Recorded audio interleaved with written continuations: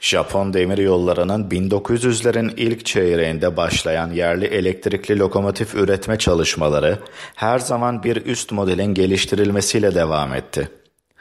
8. yüzyıldan beri kullanılan Yusui geçidinin binde 66'lık eğimi, lokomotiflerin çekişlerinde ve motor güçlerinin değerlenmesinde belirleyici ölçüt olmuştu.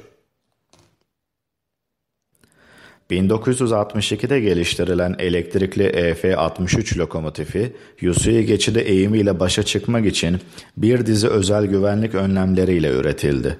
Bunlar, 6 aksın tamamında bağımsız dinamik frenleri, dolayısıyla ısı dağılımı için gövde kenarlarındaki geniş panjurları, doğrudan raylar üzerinde çalışan manyetik yapışma frenlerini ve mekanik kilitleme frenlerini içeriyordu. Merkez bujiye bağlı küçük tekerlekler, trenin hızını ölçmek ve kaçma durumunda frenleri uygulamak için kullanıldı. 3420 beygir gücüyle saatte 100 km hıza çıkabilen EF-63, Türk demiryollarında kullanılacak bir elektrikli lokomotife ilham verecekti. Türkiye Cumhuriyeti Devlet Demiryolları 1980'lerin ikinci yarısında elektrikli lokomotifler konusunda yeni adımlar atmak istedi. Japon demiryollarında kendini kanıtlamış olan EF-63, Türkiye Cumhuriyeti Devlet Demiryolları ile Toshiba arasında Türk demiryollarında kullanılacak elektrikli lokomotif için konu olacaktı. Toshiba, Türk demiryolları için yeni lokomotifi tasarlarken EF-63'ü temel aldı ve çalışmaların sonlanması ile elektrikli lokomotifler konusunda Türk demiryollarında adından sıkça bahsettirecek olan bir lokomotif ortaya çıktı. E-43000. Toshiba'nın tasarladığı ve TÜLOMSAŞ'ın Eskişehir'de inşa ettiği E-43000, çift kabinli ve 6 dingili bir elektrikli lokomotiftir. Hem yolcu hem yük taşımacılığında kullanılacak olan E-43000 toplamda 45 adet üretildi. 4260 beygir gücüyle E-43000'lerin hızı saatte 90 km ile 120 km arasında değişmektedir. Lokomotifler başlangıçta Haydarpaşa, Eskişehir ve Divriği İskenderun güzergahlarında ağır yük taşımacılığı için tasarlanmıştı ve maksimum 90 km hız için uygun görülmüştü. Özellikle 1992 yılında Eskişehir-Sincan hattının elektrifikasyonu ile bağlantılı olarak ekspres trenler için elektrikli lokomotif sıkıntısı nedeniyle bazı lokomotifler saatte maksimum 120 km hıza izin veren değiştirilmiş bir dişli oranına sahip nihai tahrikler aldı.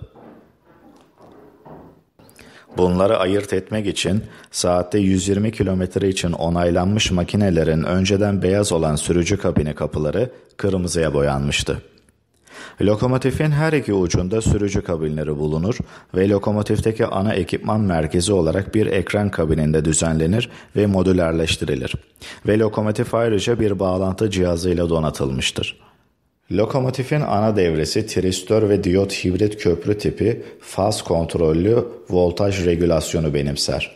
Çekiş motoru, cer devresini basitleştirmek için ayrı uyarılmış DC cer motoru kullanır. Armatür dönüştürücünün çıkış ucu 3 cer motorunun armatürlerine paralel olarak bağlanır. Her cer motorunun uyarma sargısı bağımsız bir uyarma dönüştürücüsü tarafından kontrol edilir. Lokomotifin yardımcı devresi, lokomotif kontrol devresine ve yardımcı elektrikli ekipmana güç sağlayan bir döner bölünmüş parçalar tarafından desteklenmektedir. Lokomotif ayrıca bir tren güç kaynağı sistemiyle donatılmıştır. Ana transformatör, klima, ısıtma ve aydınlatma gücü sağlamak için yolcu vagonlarına 1500 volt tek fazlı alternatif akım veren bir güç kaynağı sargısıyla donatılmıştır. Lokomotifin çalışan kısmı 3 takım 2 dingilli bujidir. Birincil süspansiyon, aks kutusu helezon yayı kullanır ve ikincil süspansiyon, kauçuk yığın yan yatağı için hidrolik amortisör ile donatılmıştır. Arabuji, küçük yarıçaplı eğrileri geçmek için araba gövdesine göre bir dizi yanal offset içerir. E43000 lokomotifi mikro bilgisayar kontrolünü benimser ve çekiş veya fren kontrolü, trister kontrolü, elektrikli aks yükü transfer telafisi, rölanti ve kayma önleyici çalışma kontrolü ve arıza kaydı gibi işlevlere sahiptir. Ön cam seviyesinin düşük olması kullanıcıları biraz sıkıntıya uğratsa da E43000 demir yollarımızın en dostane lokomotifler arasında yer almaktadır.